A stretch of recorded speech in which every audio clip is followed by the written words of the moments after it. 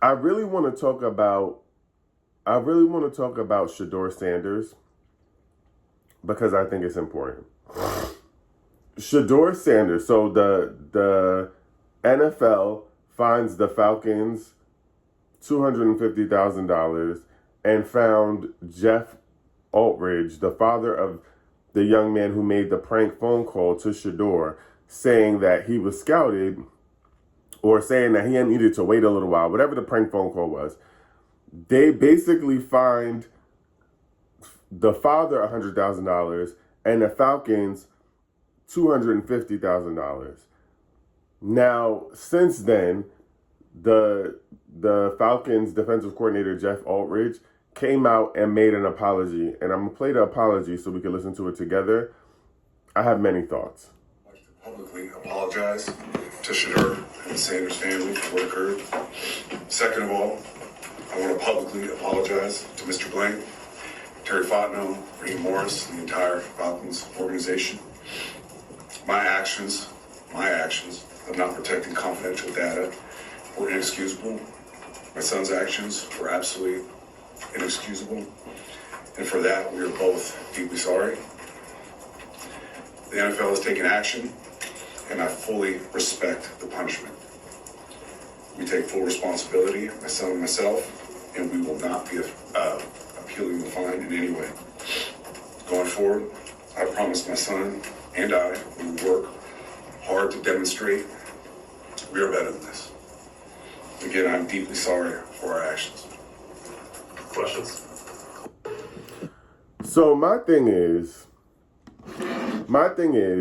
I feel like the fact that they fined the Falcons $250,000, that whole fine should have went to their household. The whole thing. The whole fine should have been paid from their household because you did all of this. And what sucks about it is Sheduer Sanders should sue them. He has every right to sue them. But you're not, the thing is that it's going to look bad on him. He's not going to sue them because you just started your NFL career. You don't want to start your NFL career off with something like that. So he's probably not going to sue them, though he should sue the hell out of them. And I also feel like his son, that man's son, needs a bigger punishment. I believe that he's on a football team at his college. He should not be allowed to be drafted to the NFL. He should be removed from his football team. I feel like his actions needs bigger consequences. Because at this point, and for me, I don't trust the father to hold your son accountable. Because if you were a really good father in the first place, your son would know better than to do something that ridiculous. That's so ridiculous. At what point do you say, this is happening nationally? Everybody understands how big the draft is. This is people's livelihood. What would make you even play around about something like that? To me, I personally feel like you raised your son to be a piss poor human being. And honestly, you should be fired and your son should not be allowed to do anything. Because it's like, how did we get here? What would make somebody play around like that? I'm not seeing the humor in it. I really don't. And the thing is that yes, it was a breach of information, and yes, he got your iPad, whatever it is, but it's bigger than that. It's bigger than that. And you can't convince me that everybody in this situation was not trying to humble Sheduer Sanders. And the fact that he wasn't drafted till the fifth, whatever. The fact that you pranked called him and tried to make him feel bad about himself and try to humble him. The fact that the press house secretary, the White House press secretary, basically gave Donald Trump credit for this young man being drafted.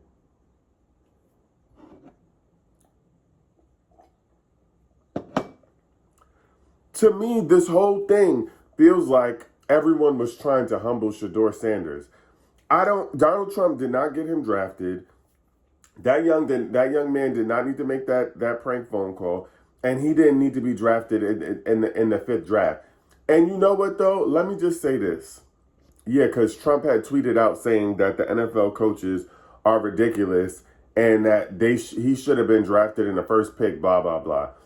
I personally feel like they were trying to humble him, and that's what it comes down to.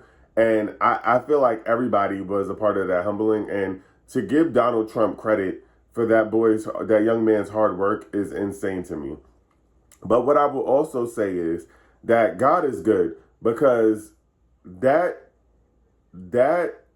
young man, Sheduer Sanders, his jersey is making history for like the top sold rookie jersey or something like that. God is good, because God said, okay, y'all playing games, and now Sheduer Sanders' jersey has made history for selling the most jerseys in a certain amount of time. So you know what? One thing about it is God always gonna have it. God gonna fix it, because at this point, it's like it's absurd. Y'all can't even explain the behavior. Y'all can't explain the behavior outside of y'all wanting to humble this young black man.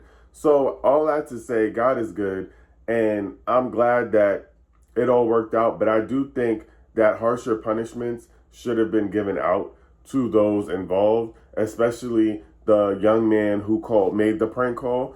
And I also feel like the other thing that made me feel like the son is not really sorry is that the father got on stage and said sorry, but the son wasn't with him.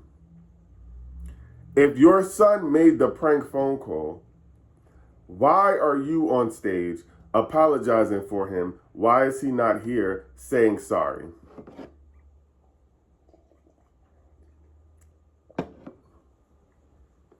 Why is he not, the same way that you publicly try to embarrass him, you need to publicly apologize.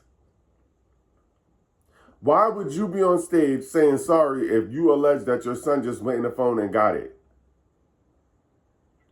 Like, why is your son not here? You talking about, oh, me and my son have reached out to Sheduer. Like, why wasn't any of that public? You standing up here after you got fined and took your punishment. But why aren't we hearing from your son out loud? Why is he still allowed to live his life? And I don't think that the son is going to be held accountable in any capacity, because I don't trust his father to hold him accountable. Because if you were going to hold him accountable, you would have did that. We wouldn't if you held your son accountable and your son had actual morals and principles, your son would have did nothing like that. You raised your son to be a horrible person. Point blank, period. You raised your son to be a horrible person. Okay. And that's that on that.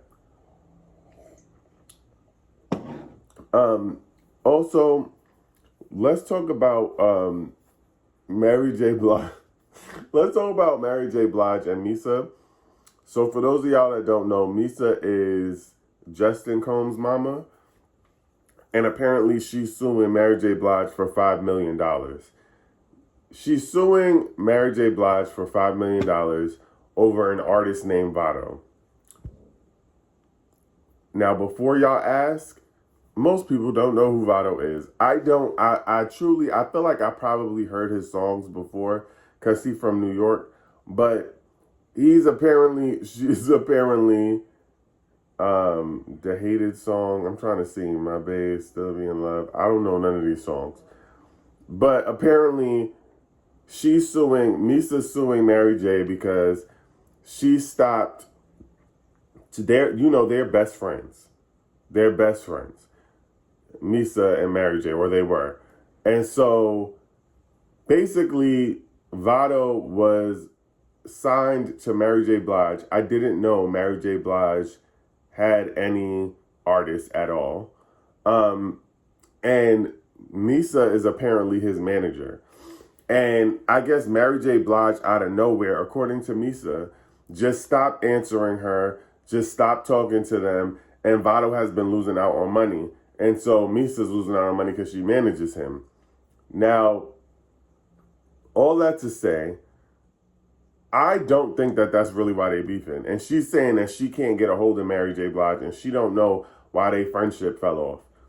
I think that their friendship fell off because of the Diddy situation. And I know what y'all thinking. I know y'all about to say, Dwight, you think everything is a conspiracy because of the Diddy situation. And you're absolutely right. You're absolutely right. I think everything has to do with the Diddy situation. I don't care what y'all say. I don't care what y'all say. I just made a video about this. TD Jakes Diddy, Kanye West Diddy, Ray J Diddy, Kim Kardashian Diddy. All of them are crashing out. They're all crashing out. And Mary J. Blige and Diddy is like this. So I personally believe because Misa came out and made a statement saying that she felt bad for Cassie and that she went through the same situation with Diddy being abusive. I personally feel like Mary J and Diddy didn't like that because Mary J was probably at them freak offs. And I hate to say this because I love Auntie Mary. You understand what I'm saying? Auntie Mary, Auntie Mary is a part of my childhood forever and ever. And I hate to be the one to say it. But I feel like Auntie Mary was definitely at them freak offs. Okay? And I feel like the trial starts next week. And I feel like she's not talking to Misa right now because Misa came out and said that she felt bad for Cassie. And Auntie Mary probably didn't like that. And what's sad is that we're going to have to stop calling her Auntie Mary soon because when the details of this trial come out, I already know, I'm telling you, they're going to start dropping like flies. And Auntie Mary is going down. Okay? Auntie Mary, and it's so sad. It sucks. And I had to come to terms with it. Because I'm somebody who, my friend has been saying that Auntie Mary is down with the people. And I've been fighting this till death of me. Y'all are so petty. Because why would somebody say, it's going down? It's going down, 'cause she was around, baby. She was at that Diddy party. A damn shame. Oh my God. This is crazy. This is crazy. And I'm not ready for it, but I do absolutely think it's a family affair. It's crazy. It's a family affair. It's crazy. It's crazy. But I absolutely do believe that she's not messing with Misa because Misa is not coming to Diddy's defense because she was getting her head knocked between a washer and dryer as well. And for me, no more drama is nuts. No more drama is insane. Please. I think that it's not fair that she would be mad at Misa when Misa said she was getting her head knocked between a washer and dryer as well. Like, what? And you mad at her for supporting somebody else who was getting whooped out by that man? How are you going to be mad at her? How are you going to be mad at her? And so for me, I don't know. I get everyone thinks that I'm a conspiracy theorist and that everything has to do with Diddy, but I do believe that truly. I truly believe that, and they probably are going to call Misa to testify, and Misa just doesn't want to say that.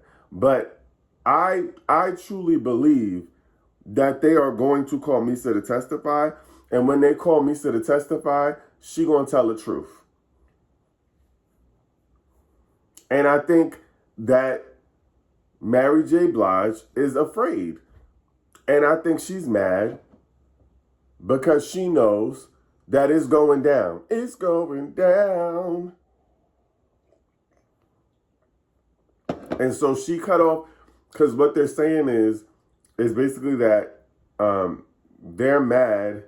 I'm not gonna cry. I'm not gonna cry no more. No, I'm not gonna cry. Y'all are so childish. Y'all are so childish. Y'all are so childish. But basically they saying that Mary J. Blige and her camp wanted Vado to pick a side. Like they wanted him to stop working with Misa. What's the 411? I just realized what y'all was saying. I just got it. I'm sorry. I just realized. I'm like, why y'all keep saying what's the 411? I get it now. Sorry. I'm a little delayed this morning. But I personally believe that that's why they fell out. And Mary J is not responding to Misa, I guess. And so Misa filed the lawsuit because it's like, run me my coin. But that trial start next week, I think, right? Next week or the week after. It's only a few days left to the trial. And so, please, reminisce on the love we had. It's so sad to me because Mary J's music is a staple in the Black community. And I guess we need to talk about it. Let's have the conversation around cancel culture. Let's talk about it. And listen, this ain't no real love no limit, please. If Auntie Mary is found to be involved in any of these shenanigans, is her music canceled? I think we need to come to a consensus. If Auntie Mary is involved in this, because I don't listen to R. Kelly no more. I don't listen to R. Kelly. I let it go. So if she is in fact guilty of doing some weird freaky stuff at the freak-offs, do we remove her from the catalog? That's what I want to know. That I just need answers. You know what I'm saying? I see a lot of yeses in the comment section, and I'm not gonna lie. I might have to, depends, okay. Somebody said no, I won't. I'm not gonna lie, allegedly. I'm not gonna lie. If we do have to, if we come to an agreement that we're gonna have to let that go, I might need to have a few Mary J. Blige concerts in my house. Because I need to hear, oh God, if that's what we're doing, let me know. Because I'm always with the people. I'm always with the people. So are we agreeing that if she's involved in some stuff, we have to stop listening to her music? No more pain. No more pain. No more pain. I'm not gonna lie, I might cry. If I have to let go of Auntie Mary, I might have to cry. Y'all might see me shed a tear. You might see me shed a tear. And I'm excited for the trial, but not if we gotta stop listening to Auntie Mary. That's really gonna hurt me. I was looking forward to the trial because I'm like, bring Diddy down and all the Diddy diddlers.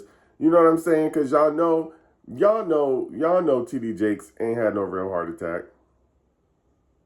Y'all know TD Jakes ain't had no real heart attack. Y'all know TD Jakes ain't stepping down for no reason.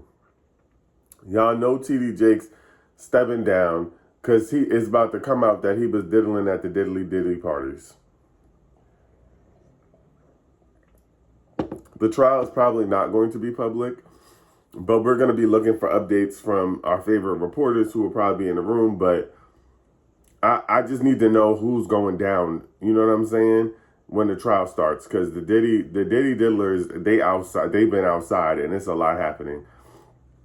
You know what I'm saying? So there's that, and R.I.P. Kim Porter, and I still believe that Diddy has something to do with Kim Porter's death. That's my personal opinion. But as we anticipate the Diddy trials, I just wanted to know that when we find out that Mary J had anything to do with the Diddy diddler parties, do we stop listening to her music? That's all I needed to know, because that might break my spirit. That might break me a little bit. I'm not going to lie. I'm not going to lie. I'm not ready for that. So I have to prepare myself in advance. So I still got hope for Auntie Mary that she wasn't in no mess. I still got hope that Auntie Mary, you know what I'm saying, is going to come out of this unscathed and on top. The last thing I'm going to talk about, and then I have to hop off live. Oh, two things, because I got to make my announcement at the end of the live. So stay tuned for the announcement. But before we do that, I just want to talk specifically about food stamps, because yesterday RFK Jr. announced that he's trying to propose that candy and soda not be allowed to be purchased with food stamps. I don't think rich people should be able to tell poor people what to do with the little bit of money that they receive from the government. I think candy and soda is bad for your health, but I also think adults should be allowed to make adult decisions for themselves. I understand that anything in excess is not good for your health, but people who are not on food stamps buy soda and candy every day. Every day. Okay? It is, you cannot, adults should be able to have free will. Like that's like telling people they can't consume alcohol because it's bad for you. People should be allowed free will. And also, I just want to say that the problem I have with RFK being the person that is saying this is that he had hepatitis C because of intravenous drug use when he was a kid. Sir, you're not even well. Why are we listening to you? Why are we listening to you for health-related advice? Like, I just personally think that he shouldn't be the one allowed to tell us that. And the last thing I'm going to say about it is they want to do everything but fix the problem. If y'all fixed poverty, you wouldn't have to fight with people over what they're buying. If you put healthy foods in certain communities, you wouldn't have to dictate what people are eating.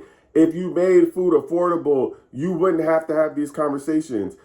Food prices are going to go up because of tariffs, and they want to slash food stamps, which means people are going to get less money, which means they can't afford the expensive food that you're trying to push down their throat, literally. Like, it doesn't exist. It doesn't, like, it's not possible. So if you're not going to address the actual problem at hand, which is poverty, which is lack of access, which is the fact that none of us are going to be able to afford healthy food in about a month. They've already predicted a recession by summer. Like, we're telling people not to drink soda and candy. At this point, I'm surprised everybody's not on that stuff, because it's impossible to survive. We're trying to make it through at this time. And y'all won't address poverty. Y'all are increasing poverty. Y'all are making tariffs. The tariffs are going to make it impossible for us to even purchase any food, much less healthy foods, because healthy foods are already expensive. And when you go in certain communities, the other day, no shade with it, I was in Brownsville. I haven't been in Brownsville in mad long. Brownsville's in Brooklyn. Brownsville is like one of the hoods of Brooklyn. I was in Brownsville at y'all Raggedy Nephew game. I decided to go to a supermarket over there. I got in a produce aisle, and all of their vegetables and fruits was hanging on by a thread. So by the time you purchase said vegetables and fruits and you get home, they're no good after 2 days. And I'm not going to hold you. And I had a moment in my head where I was like, damn, are you a part of the problem? Because I walked out of that supermarket and went down the street to a different supermarket, and it's a different neighborhood, but it's only a few blocks over. And I'm thinking to myself, does this make me a bad person? Because I'm like, I can't shop here. The fruits is rotten, the vegetables is rotten, and then it made me think about access and privilege. I'm not rich at all, but I started to think about the privilege I have to be able to walk out of that supermarket and go find another one. I can get in my car and go down the street to another one. I can say that this is not good for me and my child and decide to go somewhere else because I have access. But what about the people in the communities that cannot leave? And there's no real train close to where that supermarket was. The best you could do is the bus. And who's trying to carry all of them groceries on the bus? Who's supposed to carry, who's going to carry all of them bags? If you got to feed 4 and 5 kids, for me to carry all of them groceries on the bus is insane. And it had me thinking about how I'm privileged because I got in my car and said, I'm not shopping here. I'm going to go to another supermarket. And the ability to even be able to do that is a privilege in and of itself. And then I started to think about all the people who don't have the same privilege. I'm going to make a video about this on YouTube, y'all, because honestly, I could talk about this for days. And I feel really passionate about it. So I'm going to make a YouTube video about it. So if you're not subscribed to my YouTube, make sure y'all click the link in the bio. Go subscribe to my YouTube. I'm posting all the morning coffee. So if you miss morning coffee, you'll be able to catch it up there. There's so much to unpack with that conversation and I don't have the time today, but please go subscribe to my YouTube channel. I'm going to start talking about all these things, and a part of the announcement I'm about to make has to do with that. Okay, so I don't know if many of you know this. Y'all are getting the exclusive because y'all are this is the first time I'm sharing this information. So back in December, I left my full-time job as an executive in education. I decided that I was going to take a chance on myself. I wanted to do content creation and consulting full time. I was terrified. It was the scariest chance I've ever taken in my life. I've never been without consistent income from a job since I was 14 years old. I've always depended on a job as a way to make my bread and butter. I'm not going to lie to y'all, I'm still very stressed out about it, and it's still very hard for me to wrap my mind around, and I'm struggling with some imposter syndrome. Shout out to my therapist. So today I'm officially launching my website. I am going to be providing consulting services for people who want to unlock their fullest potential in their careers. I'm going to be providing mentorship and coaching for folks who are looking to take the next step in their career. I am going to be providing consulting to schools around school culture, and I'm going to be providing consulting around leadership development for people who are in leadership roles or in upcoming leadership roles, and it specifically is focusing on Black professionals. So I'm really, really excited. The website is coming out today. I have started a TikTok page where I'm going to make the announcement. It's called Bleedership LLC. So Bleedership, BLEADRI, RSHIP. Like the B stands for Black, and then the word leadership, LLC. So if you want to follow the page on TikTok, please go and follow the page on TikTok. And then I'm also going to be creating a curated space for Black professionals to be able to share resources. I'm working on creating, thank you for putting it in the chat. I'm working on creating a group message space or message board for Black professionals to be able to share resources, talk about what we've experienced, and support one another. So please be looking out for that. But you can find Bleedership LLC on TikTok. I'm going to be putting the website on my Instagram and on my and in the bio for that page for you all to be able to see. But the website is launching today. And if you're interested, or if your organization is interested, or you know anyone's interested in supporting Black professionals that would like, or if you as an individual, or if you know someone as an individual who needs coaching and mentoring around career, you can reach out via the website. But I'm really excited to create spaces for Black folks to be able to thrive and not just survive. And especially in this climate, this current climate we're living in. So please be locked in. But today the website is launching, so be on the lookout. Follow on YouTube because I'll be talking about it on there, and also follow on TikTok, Leadership LLC. I love y'all. I appreciate y'all. I got some work to do today because this launch is stressing me out. Imposter syndrome is kicking my ass, so I'm gonna hop off. But I appreciate y'all. Y'all be great. Have a great day and be amazing.